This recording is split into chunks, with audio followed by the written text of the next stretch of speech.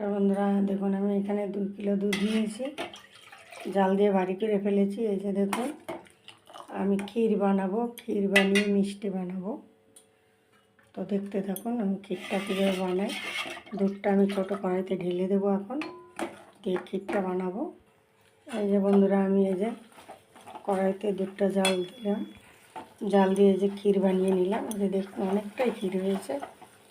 আমি মিষ্টি বানাবো, পাউরুটি আর ক্ষীর একসঙ্গে করে মিষ্টি বানাবো, ক্ষীরের মিষ্টি। দেখতে থাকুন আপনারা।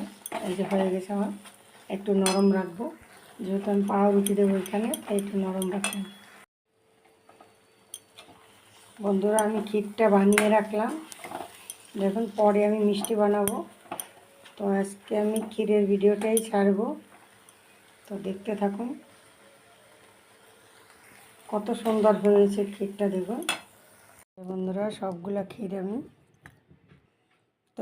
তুলে নিলাম। এই যে বাটিতে দেখুন কত সুন্দর হয়েছে। এই যে আমার ক্ষীর রেডি। ভিডিওটি ভালো লাগলে লাইক, কমেন্ট, শেয়ার, সাবস্ক্রাইব করে পাশে থাকবেন।